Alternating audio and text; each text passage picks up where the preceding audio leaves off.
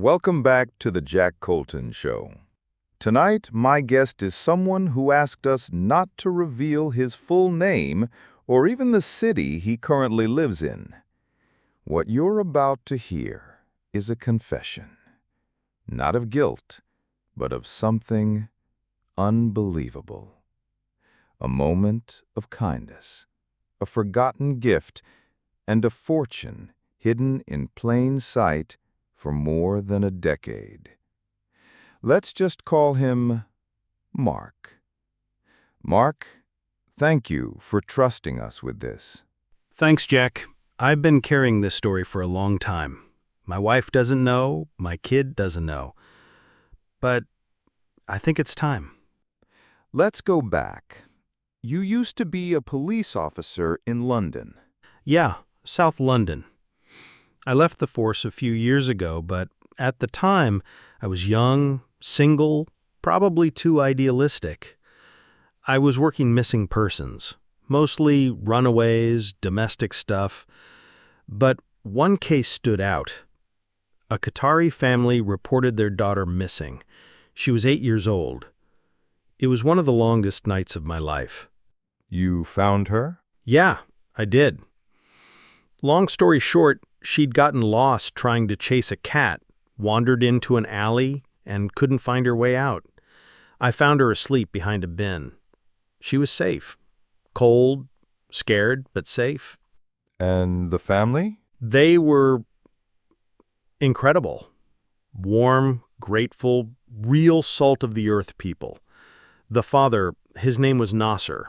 He hugged me like a brother. They didn't just say thank you and disappear. They kept in touch, invited me to dinner. We drank Arabic coffee and smoked cigars on their terrace. Eventually, it felt like I was part of their extended family. So you stayed in touch? Yeah. Over time, it just grew naturally. They didn't have many close friends in the UK. They were new, transitioning from Doha. I helped them settle in. How to register for healthcare, where to find the best shops, even how not to get scammed by dodgy landlords. We'd meet every few weeks. I'd bring in books about London history. They'd teach me Arabic phrases. It was this weird but beautiful cultural exchange. And the father, Nasser, you said, he was a programmer? Yeah, and not just any programmer. He'd worked on secure communication protocols for government agencies in the Gulf. Quiet, brilliant guy, always thinking, always tinkering. I never fully understood what he did. I just knew he made good money and didn't talk much about it. So where does Bitcoin come into this? That came later. It was his daughter's birthday. I think she was turning 11. And they invited me over for a small gathering. I brought her a Lego set and a book on constellations. After the kids went to bed, we were on the balcony, just me and Nasser. Cigars lit, glass of red in hand. That's when he brought it up. Brock, what up? Bitcoin. He said, "Mark, you ever heard of digital gold?" I laughed and said, "What, like eBay coupons?" He shook his head and pulled out his laptop. That night, he walked me through how it worked. Blocks, hashes, cold wallets. Most of it went right over my head, but he was excited, like a kid showing off a magic trick. At some point, I told him it all sounded like science fiction. He just grinned and said, "You'll see, one day this will change everything."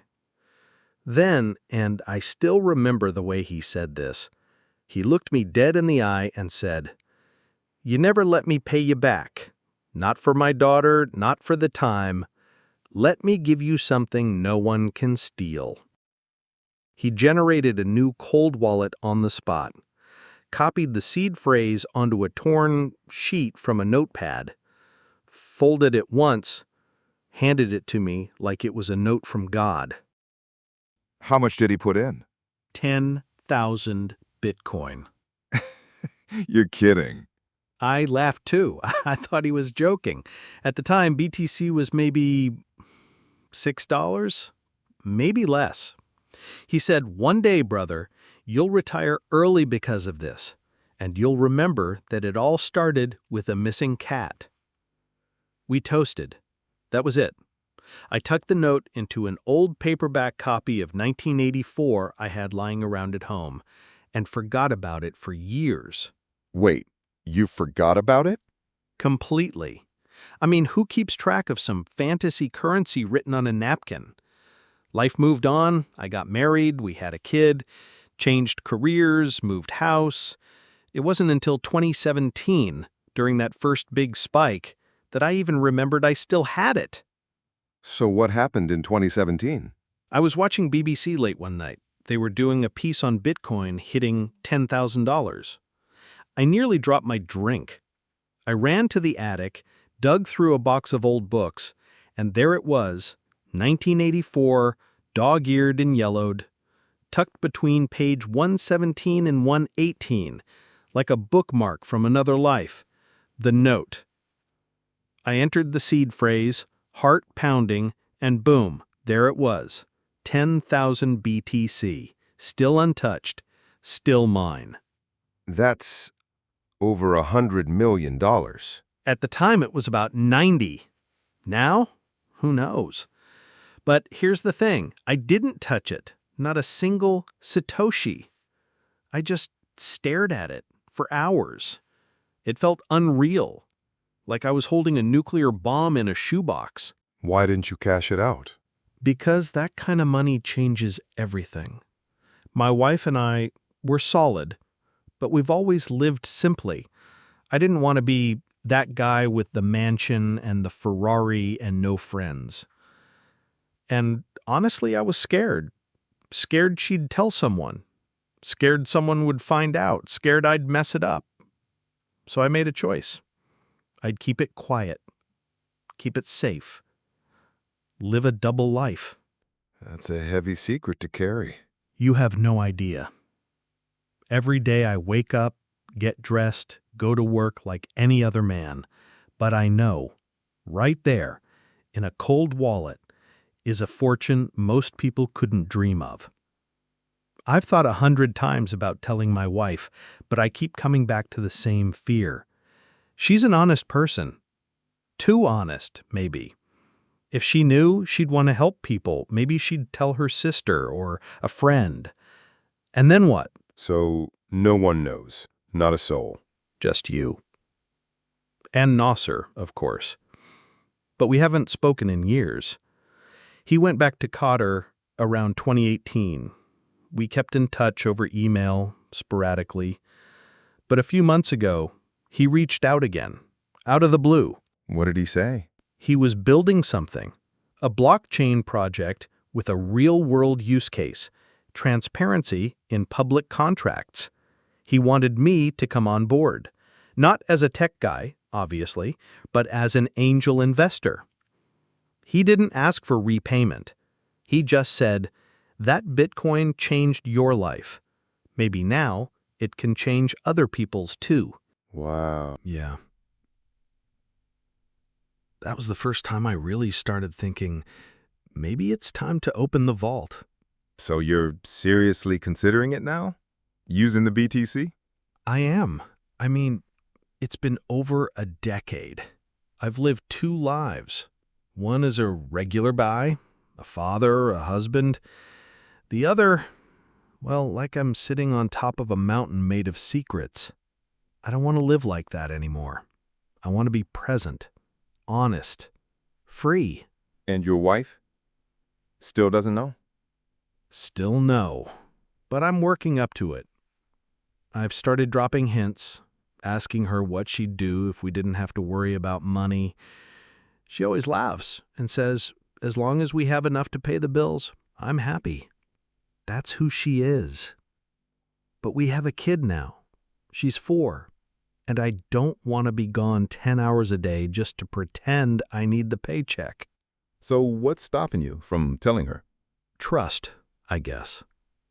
Not that I don't trust her, but I don't trust the world around her.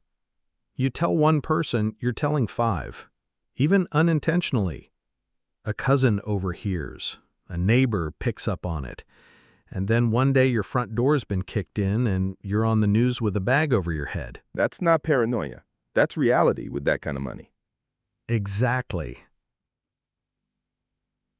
What about NASA's project? Are you planning to fund it? Yeah, I think I will. Not all of it, obviously, but enough to give it legs. He's one of the few people I still trust in this world, and in a strange way, I owe him everything. He saw something in Bitcoin before the rest of us had a clue, and he shared it, without ego, without expecting anything in return. That kind of loyalty is rare. It is.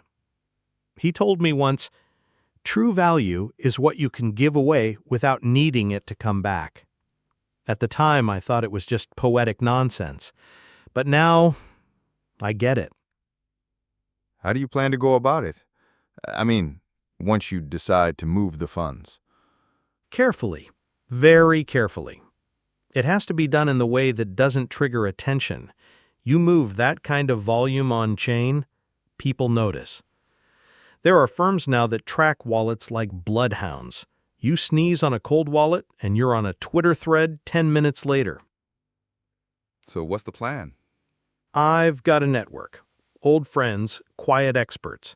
We'll fragment the BTC across fresh addresses, obfuscate the trail, maybe wrap some into Monero, bounce it through Wasabi or Samurai. Legal? Depends who you ask. But safe? That's the goal.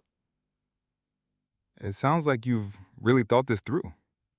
You don't carry a fortune like this around for over a decade without planning every possible outcome. What if I die tomorrow? What happens to it?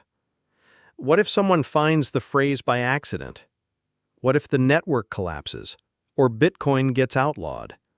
These are things I've been asking myself for years. That's why I made a backup system, a dead man switch, so to speak. What kind of switch? I've written a letter, well, several versions of it. If something happens to me, my wife will get it, along with very simple instructions. The seed phrase is split across 2 locations. Neither can be accessed without the other. It's paranoid, I know, but necessary. I'm curious. Have you ever come close to spending any of it? Even once? One time, back in 2020, during the pandemic, my wife lost her job. Our mortgage payment was hanging by a thread. I remember sitting on the edge of the bed, holding that slip of paper in my hand. It would have taken 10 minutes to sell a single coin. That would have covered us for a year, maybe 2. But I put it back in the book. I couldn't do it. Not like that. Not under pressure. It had to be intentional on my terms. You've got a strong sense of control. Most people would have caved. Maybe. Or maybe I'm just scared. When you grow up working class, when you spend your life in uniforms chasing addicts and burglars, you start to believe that real wealth isn't meant for people like you. So when it's handed to you, not earned, it feels like holding someone else's crown. Do you feel guilty? Not guilty, just unworthy sometimes. But then I think about how many lives I could change. Not with Lamborghinis or private jets, but real change. Help Nasser's project get off the ground. Start scholarships. Anonymous donations. Hell, even just buy time. Time to be with my daughter. Time to breathe. You've been living 2 lives, haven't you? Yeah. One where I clock in, wear a tie, make small talk in elevators, and another where I look in the mirror and see a man who could vanish tomorrow with more money than most people see in 20 lifetimes. That's a burden most couldn't carry. Sometimes I wonder if I should have just cashed it out in 2017, bought a place in Spain and disappeared. But then I look at my wife making tea, or my daughter brushing her doll's hair, and I know I'm exactly where I need to be. So, when do you think you'll finally tell her? Your wife? Soon. I've rehearsed it 100 times in my head. Maybe I'll start by showing her the book, 1984. Let her find the note herself, make it real. Or maybe I'll just sit her down and say, there's something I've been carrying for 12 years, and it's time I shared it with you. Do you think she'll believe you? Honestly, no. Not at first. I mean, if she came to me and said she was sitting on $600 million, I'd probably laugh too. But once she sees it, the wallet, the transaction history, I think it'll click. Are you afraid of what comes next? Terrified. Because once the words are out, there's no going back. We become different people. Not because we change, but because the world around us will. Do you think you'll ever spend it? Eventually. Maybe not all of it. Maybe not even most of it. But enough to make a dent in the universe. Quietly. Like a ghost behind the curtain, nudging the world in the right direction. You said earlier that the money felt like a crown, something you didn't earn. But what if I told you maybe you did? How do you mean? You saved a little girl. You gave a family peace, a future. That kind of kindness ripples outward, Mark. Maybe this was the universe's way of saying, you matter. Maybe. But I've never been good at seeing myself as the hero. Even when Nasser used to say, "You're the reason my daughter sleeps at night," it felt undeserved. I was just doing my job. Sometimes doing your job saves lives. And sometimes it earns you a cold wallet with 10,000 Bitcoin. Yeah, still sounds mad when you say it out loud. So what's next? You cash in? Buy a football club? Nah, no flashy moves. Next step is a conversation. Me, my wife, a bottle of wine, and a book with a secret inside. After that, who knows? Maybe I'll finally take a break from pretending to need a paycheck. And NASA's project? It's already in motion. I sent him a test transaction last week. He replied with a smiley face and a single word. Finally. It's poetic, in a way, isn't it? A forgotten gift. A dusty old paperback. And now, you're on the edge of a completely different life. It is. Sometimes I lie awake at night and think, if I'd tossed that book during a move, if I'd spilled coffee on the paper, it all could have vanished like it never happened. Fate? Maybe. Or maybe just dumb luck. But either way, I'm not going to waste it. You've lived with this secret for so long. What made you finally decide to come here, to tell this story? Because I think people need to know. Not just about the money, but about why it matters. It's not about being rich. It's about what you do when life hands you something absurd, impossible, life-changing, and no one else is watching. That's powerful. And maybe, just maybe, there's someone out there listening right now who's sitting on something they don't understand. A dusty hard drive, a note scribbled in a drawer. And maybe this will be the nudge they need to look, to check, to remember. If someone listening did find something like that, an old wallet, a seed phrase, whatever, what would you tell them? First, don't panic. Second, don't talk.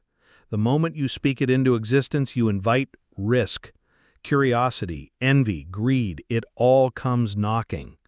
Find someone you trust, truly trust, or don't tell anyone at all. And third, be intentional. If it's real, don't waste it. Don't blow it on watches or cars. Do something meaningful for yourself, for someone else, for the world even. You've come a long way, Mark. From chasing down missing kids to holding the keys to a fortune that could rebuild neighborhoods. I still feel like the same guy, Jack.